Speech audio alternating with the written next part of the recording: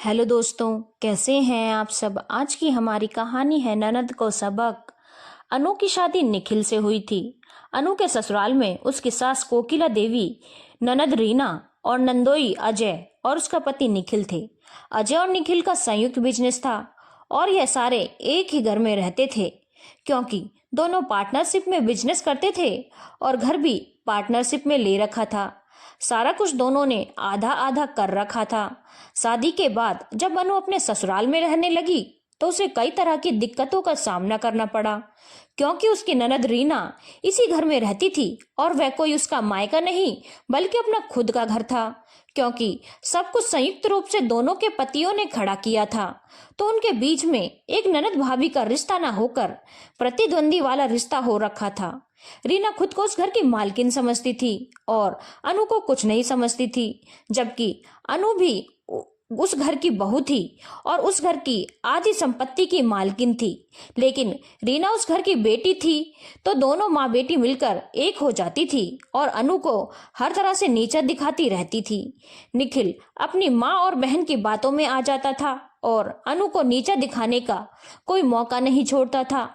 अनु का हाल उस घर में एक नौकरानी जैसा हो गया था और मुख्य मालकिन रीना बनकर रहती थी। निखिल को यह समझ में नहीं आता था कि अब उसकी शादी हो चुकी है और उसकी पत्नी का भी कुछ सम्मान है जिसकी रक्षा उसे करनी है।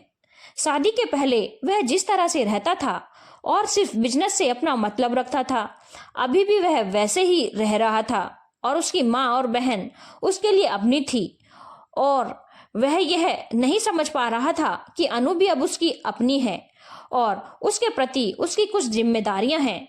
रीना हर तरह से अनु को दबाती रहती थी। अपने ही घर में अनु एक मेहमान बनकर रह गई थी। कई बार वह निखिल से बोलती थी कि बिजनेस तो एक साथ ठीक है पर कम से कम घर अलग अलग करो, एक घर में दो मालकिन नहीं रह सकती। तो निखिल साफ साफ कहता था, तुमसे किसने कह दिया कि तुम मालकिन हो इस घर की। मालकिन सिर्फ और सिर्फ मेरी मम्मी है। तुम चुपचाप अपने काम से काम रखो और तुम्हें दिक्कत क्या है। आज तक तो हम सब साथ ही रह रहे थे, कोई भी दिक्कत नहीं हो रही थी और अब तुम्हें बहुत दिक्कत हो रही है, जबकि हम सबको अभी भी कोई दिक्कत नहीं है। निखिल किसी भी तरह से अनु की परेशानी समझ नहीं रहा था। उधर अनु की परेशानी दिन ब दिन बढ़ती ही जा रही थी। वह अपनी मर्जी से एक कप चाय भी नहीं बना सकती थी जब तक उसकी सास और ननद उसे इजाजत ना दे। अनु को यह सब कुछ बर्दाश्त नहीं हो रहा था। वह अपने मायके में भी इस बारे में बात करती थी। माँ बाप को लगा था इतना बड़ा बिजनेस है, सब कुछ ठीक ही होगा, पर इस परेशानी के बारे में उन्होंने सोचा ही नहीं था कि जब एक ही घर में जब ननद और भाभी दोनों रहेंगी तो जाहिर सी बात है टकराव तो होगा ही और माँ हमेशा अपनी बेटी का ही साथ देगी, ना कि बहू का। अब यह परेशानी दिन ब दिन बढ़ती ही जा रही थी। रीना को अनु को परेशान करके एक अलग ही मजा मिलता था और उसे लगता था कि वह इस घर की मालकिन है और अनु उसकी नौकर। निखिल भी पूरी तरह से उसकी मुट्ठी में ही था और उसका खुद का पति भी, माँ भी उसका ही साथ देती थी। इसीलिए रीना का यह सोचना था कि अनु को मेरे हिसाब से ही अपनी जिंदगी गुजारनी पड़ेगी और अनु को भी यह समझ में आ गया था कि निखिल को समझा पाना बहुत ही मुश्किल है। एक बार एक छोटी सी बात को लेकर रीना ने सबके सामने अनु की बहुत बेइज्जती की, जिसकी वजह से अनु बहुत दुखी हुई। उसने निखिल से बोला, मैं अब इस घर में नहीं रह सकती, मुझे अलग घर लेकर दो। तुम क्या बिजनेस करते हो, किसके साथ करते हो, मुझे कोई मतलब नहीं, लेकिन मैं तुम्हारी बहन के साथ अब इस घर में एक दिन भी नहीं रह सकती। निखिल किसी भी तरह से अनु की बात मानने को तैयार नहीं था क्योंकि रीना और उसकी माँ कोकिला देवी ने उसे अच्छे से समझा दिया था कि उसकी पत्नी उसे लेकर अलग होना चाहती है क्योंकि वह संयुक्त परिवार में नहीं रहना चाहती और अपनी मनमर्जी से ऐश मौज की जिंदगी जीना चाहती है। वह एक कामचोर औरत है, इसलिए यहाँ से भागना चाहती है। निखिल किसी भी हाल में अपनी माँ से अलग होने की सोच भी नहीं सकता था और कोकिला देवी किसी भी हाल में अपनी बेटी से अलग होने की भी नहीं सोच सकती थी। वह तो बहुत खुश थी कि उनकी बेटी और बेटा दोनों उनके साथ रहते हैं और वह उन दोनों को अगर अलग होने देगी तो जाहिर सी बात है उन्हें अपने बेटे के साथ रहना पड़ेगा या फिर चाहे तो वह अपनी बेटी के साथ भी रह सकती हैं, पर वह दोनों का साथ नहीं छोड़ना चाहती थी, इसीलिए उन्होंने भी निखिल को अनु के खिलाफ भड़काने में कोई कमी नहीं छोड़ी। अनु भी गुस्से में अपने मायके चली गई थी।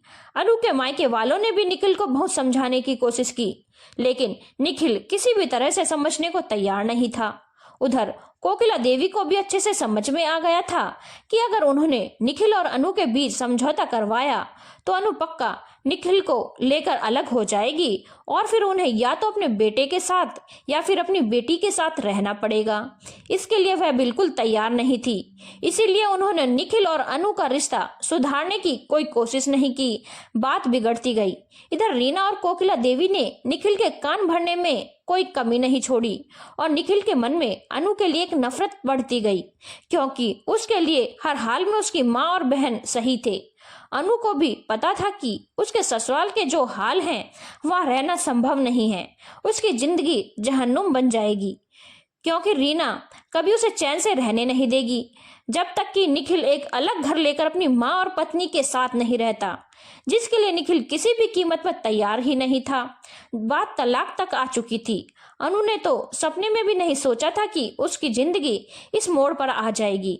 वह और उसके माँ बाप कभी नहीं चाहते थे कि उसका तलाक हो, लेकिन रीना और कोकिला देवी को पता था कि अगर तलाक नहीं होगा तो अनु एक न एक दिन निखिल को उनसे अलग करके ही रहेगी। इसीलिए कोकिला देवी ने सोच लिया था कि वह अनु से निखिल का तलाक करवा देंगी और कुछ दिनों के बाद कोई सीधी सादी लड़की खोजकर निखिल की दूसरी शादी कर देंगी, जो अपना ज्यादा दिमाग न चलाए और उनके हिसाब से रहे। अनु ने भी सब कुछ भगवान भरोसे छोड़ दिया और दोबारा से एक बार अपनी पढ़ाई पर ध्यान देने लगी और प्रतियोगी परीक्षाओं की तैयारी करने लगी। एक तरफ उसके तलाक का केस चल रहा था, दूसरी तरफ वह अपनी पढ़ाई में दिन रात एक किए हुए थी, क्योंकि उसे पता था उसकी जिंदगी खराब हो चुकी है और कोई मायके में जीवन भर नहीं रह सकता। उसे अपने पैरों पर खड़ा होना बहुत जरूरी है। तलाक का केस लगभग खत्म होने वाला था और अनु ने अपने पति से अच्छा खासा कंपनसेशन मांगा था, क्योंकि आखिर उसने सच में उसकी जिंदगी खराब की थी अपनी माँ और बहन की बातों में आकर। लेकिन रीना और उसका पति अजय बहुत चालू किस्म के इंसान थे और वह भी अनु को कंपनसेशन देने के पक्ष में नहीं थे, इसीलिए उन्होंने अलग तरीके से दिमाग चलाया। रीना ने कोकिला देवी और निखिल को अच्छे से समझाया कि आखिर अनु से तुम्हारा रिश्ता कितना पुराना है जो तुम अपने घर की इतनी बड़ी रकम उसे दे दोगे, जिसके साथ अब वो तुम्हें रहना भी नहीं। एक काम करो, तुम सारा बिजनेस, घर और प्रॉपर्टी अजय के नाम पर कर दो। तुम जब खुद कंगाल रहोगे तो कंपनसेशन में क्या दोगे?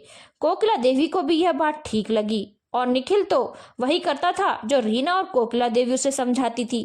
निखिल ने अपने हक की सारी प्रॉपर्टी अजय के नाम पर कर दी और कानूनी रूप से अब निखिल के पास कुछ भी नहीं था। निखिल ने बहुत आसानी से कोर्ट में साबित कर दिया कि वह खुद कंगाल है, उसके पास संपत्ति के नाम पर कुछ भी नहीं है, तो वह अनु को क्या ही दे सकता है। अनु को भी इन लोगों की चालाकी समझ में आ चुकी थी, पर वह क्या करती। इसी बीच अनु का चयन इनकम टैक्स ऑफिसर की पोस्ट पर हो गया और उसने अपनी नौकरी ज्वाइन कर ली। उसे पता था रीना और अजय कितने शातिर हैं, इसीलिए उसने चुपचाप निखिल से तलाक ले लिया बिना किसी कंपनसेशन के। अब सब लोग बहुत खुश थे। अनु भी अपनी नौकरी से संतुष्ट थी और नौकरी लगने के बाद अपने मायके के पास ही एक किराए का मकान लेकर वह रहने लगी थी। उधर कोकिला देवी ने सोचा कि अब निखिल की किसी सीधी सादी लड़की से शादी कर देते हैं। उन्होंने कई जगह निखिल के शादी की बात चलाई।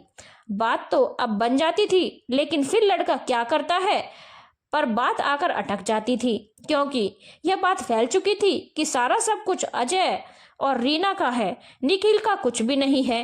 कोकिला देवी ने रीना से कहा कि अब तो अनु निखिल की जिंदगी से निकल चुकी है और मेरा बेटा अकेला तो रहेगा नहीं, शादी तो इसकी करनी ही है, तो तुम इसकी प्रॉपर्टी वापस इसके नाम पर कर दो ताकि इसकी शादी हो सके। रीना और अजय ने बोला, लेकिन मम्मी अगर फिर कल को ऐसी ही कोई लड़की आ गई तो फिर यही सारी मुसीबतों का सामना करना पड़ेगा। कुछ दिन कोशिश कीजिए, शादी तो हो ही जाएगी। बार बार यह सब परेशानियां होने से अच्छा है कि सब कुछ अजय के नाम पर ही रहे। कोकिला देवी को अपनी बेटी और दामाद पर अंधा भरोसा था और निखिल को भी अपनी माँ पर भरोसा था, लेकिन काफी कोशिश करने के बाद भी निखिल की दूसरी शादी नहीं हो पा रही थी। इधर रीना और अजय अब खुद को इस घर का मुख्य कर्ता धर्ता समझ रहे थे। घर में पूरी तरह से रीना ने अपना हुक्म चलाना शुरू कर दिया।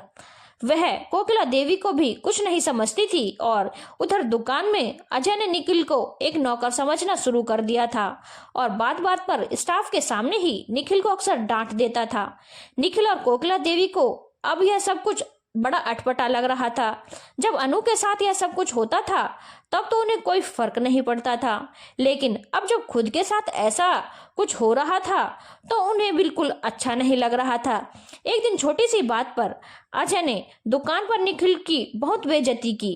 निखिल को बहुत जोर का गुस्सा आया और उसने घर में आने पर बहुत बड़ा हंगामा किया और रीना और अजय से बोला, अब मुझे तुम लोगों के साथ नहीं रहना, मैं माँ को लेकर अलग घर में रहूंगा और मेरा सारा बिजनेस वापस मेरे नाम पर करो।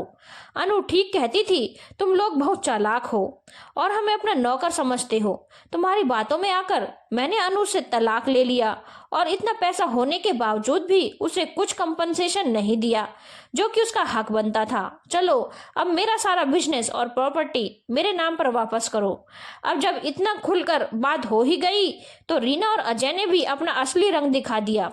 रीना ने बोला, कौन सी प्रॉपर्टी, कैसी प्रॉपर्टी? यह सारा कुछ मेरा और मेरे पति का है। तुम दोनों कौन होते हो यह बोलने वाले कि हम यह सब कुछ तुम्हारे नाम पर करें? सारा कुछ मेरे पति के नाम पर है और सिर्फ मेरे पति का है। कोकिला देवी को अपनी प्यारी बेटी और दामाद से ऐसी उम्मीद नहीं थी। उन्होंने बोला, पागल हो गई है क्या रीना? यह सब कुछ तेरे पति का कैसे हो गया? यह सब कुछ आधा मेरे बेटे का है जो हमने अनु को कंपनसेशन ना देने के लिए तुम्हारे पति के नाम पर किया था। रीना ने बोला, वह सब कुछ मुझे नहीं पता, अब सब कुछ मेरे पति के नाम पर है और मेरे पति का है। तुम लोगों को हमारे साथ रहकर काम करना है और इस घर में रहना है तो रह सकते हो, नहीं तो अपना रास्ता नापो। यह सुनकर निखिल और कोकिला देवी को यकीन नहीं हुआ कि रीना और अजय उनके साथ इतना बड़ा धोखा कर सकते हैं। अजय ने भी बोल दिया, अगर दुकान में काम करना है तो कर सकते हो, जैसे बाकी स्टाफ को सैलरी देता हूँ तुम्हें भी कुछ सैलरी दे दिया करूंगा और इस घर में भी रह सकते हो, लेकिन मालिक बनकर नहीं बल्कि मेरे स्टाफ बनकर। भूल जाओ कि तुम इस घर और दुकान के कभी मालिक थे। आज निखिल और कोकिला देवी को सब कुछ समझ में आ रहा था कि रीना और अजय कितने शातिर हैं और कितनी चालाकी से उन लोगों ने अनु को उसकी जिंदगी से निकाल फेंका, क्योंकि वह यह सब कुछ महसूस कर चुकी थी जिसे निखिल और कोकिला देवी आज महसूस कर रहे थे। कोकिला देवी को यकीन नहीं हो रहा था कि उनकी प्यारी बेटी इतना नीच हो सकती है, लेकिन यह सच था। निखिल अब एक पल भी उस घर में रहना नहीं चाहता था क्योंकि बहुत बेइज्जती हो चुकी थी उसकी और कानूनन अजय और रीना बिल्कुल सही थे तो वह उनका कुछ बिगाड़ भी नहीं सकता था। निखिल ने कोकिला देवी से कहा, माँ यहाँ से चलते हैं, भले हम सड़क किनारे रह लेंगे लेकिन मैं इन लोगों के साथ में अब नहीं रह सकता। इन लोगों ने रिश्तों को तार तार कर दिया और साथ ही मुझे यह भी समझा दिया कि पति पत्नी का रिश्ता क्या होता है, जिसे मैं कभी समझ नहीं पाया था। निखिल अपनी माँ को लेकर घर से निकल पड़ा, लेकिन कहाँ जाता कुछ समझ में नहीं आ रहा था। अपने आप ही उसके कदम अनु के घर की तरफ चल पड़े। अनु ने जब निखिल और कोकिला देवी को देखा तो उसे समझ में नहीं आया कि वह लोग इतनी रात गए उसके घर क्या करने आए हैं। फिर भी मानवतावश उसने उन लोगों को अंदर बिठाया और सारी बातें पूछी। सारी बात जानकर अनु ने बोला, यह तो आप लोगों के कर्मों का फल है जो आज आप लोग भुगत रहे हैं। अब इसमें मैं क्या कर सकती हूँ? मेरे साथ तो पहले ही आप लोगों ने बहुत गलत किया है। निखिल और कोकिला देवी अनु से माफी मांग रहे थे। अनु को उनके ऊपर दया आ रही थी। अभी भी कहीं ना कहीं निखिल के लिए अनु के दिल में प्यार था जो कि उसकी आंखों में साफ नजर आ रहा था और आज निखिल की आंखों में भी अनु के लिए प्यार नजर आ रहा था। कोकिला देवी को अपनी गलती का एहसास हो चुका था। उन्होंने अनु से माफी मांगी और बोला, मैंने तुम दोनों का रिश्ता तोड़वाया था, आज मैं चाहती हूँ तुम दोनों फिर से एक हो जाओ। निखिल की काबिलियत मैं जानती हूँ, वह फिर से अपना बिजनेस खड़ा कर लेगा, लेकिन अब तुम लोगों के बीच में तीसरा कोई नहीं आएगा, इसका वादा करती हूँ मैं। अनु ने अपनी मम्मी पापा को फोन करके सारी बातें बताई। उन लोगों ने भी यही राय दी कि तुम दोनों को दोबारा से एक हो जाओ और मिलकर सारी मुसीबत का सामना करो। अनु और निखिल ने अगले दिन मंदिर में दोबारा अपने माता पिता के आशीर्वाद के साथ शादी कर ली। अनु ने निखिल से बोला, इतनी आसानी से उन्हें छोड़ना बेवकूफ़ी होगी। मुझे पता है आप लोग बहुत काबिल हो और अपना दूसरा बिजनेस आप खड़ा कर लोगे, लेकिन उन्हें सबक सिखाना तो बनता है।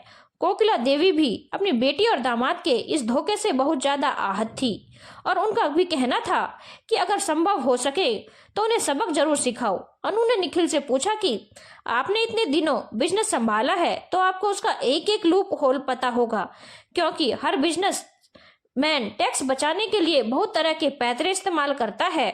इसकी सारी जानकारी आपको होगी। अब आप इस लूप होल में हम उन लोगों को लाइन पर लाएंगे। निखिल ने अपने बिजनेस का एक एक सीक्रेट अनु को बता दिया। अनु सीधा अजय के ऑफिस पहुंची और वहां जाकर बोली, तुमने टैक्स बचाने के लिए कौन सी तिगड़मबाजी की है? मुझे हर एक चीज की डिटेल पता है और अगर मैं चाहूँ तो अभी के अभी तुम्हारे इस दुकान पर इनकम टैक्स की रेड मारकर सारा कुछ जब्त कर सकती हूँ। तुम्हारे सारे बैंक अकाउंट लॉकर और घर सीज कर सकती हूँ। साथ ही साथ यह सब कुछ तुम्हारे नाम पर है तो तुम्हें जेल की हवा खिलाने के लिए भी यह सब कुछ काफी होगा। कहकर अनु ने वह सारी गुप्त बातें जो कि निखिल ने उसे बताई थी अजय के सामने रख दी और बोला, बहुत टैक्स चुरा रखा है तुमने गवर्नमेंट का, जिसे मैं अभी चाहूँ तो निकलवा लूं और साथ ही साथ तुझे अंदर भी करवा दूं। अजय को समझ में आ गया था कि वह अपने ही बुने जाल में फंस चुका है और यह भी पता था कि अगर कोई कानूनी कार्रवाई होगी तो सारा बिजनेस उसके नाम पर है, इसीलिए वही जेल जाएगा। उसने अनु से बोला, कुछ पैसे लेकर मामला रफा दफा कर दो, वैसे भी तुम्हें क्या, तुम्हारा और निखिल का तो तलाक हो चुका है। अनु ने बोला, एक बात बताऊं, मैं इस वक्त यहाँ आई जरूर हूँ लेकिन एक इनकम टैक्स ऑफिसर बनकर नहीं बल्कि एक पत्नी बनकर। कहकर अनु ने अपनी मांग में लगा हुआ सिंदूर अजय को दिखा दिया और बोला, निखिल के नाम का सिंदूर फिर से मेरी मांग में सच चुका है, क्योंकि उन्हें अपनी गलती का एहसास हो चुका है। लेकिन अब तुम लोगों को तुम्हारी गलती का एहसास एक पत्नी करवाएगी। अभी तो मैं निखिल की पत्नी बनकर आई हूँ, लेकिन कल मैं इनकम टैक्स ऑफिसर बनकर आऊंगी, फिर तुम्हारा क्या होगा सोच लेना। अजय को कुछ समझ में नहीं आ रहा था और अनु वहां से जा चुकी थी। थोड़ी देर के बाद रीना और अजय अनु के घर के बाहर खड़े थे। अनु ने उन्हें अंदर बुलाना भी जरूरी नहीं समझा और बाहर ही निखिल और कोकिला देवी के साथ उनसे बात करने के लिए आई।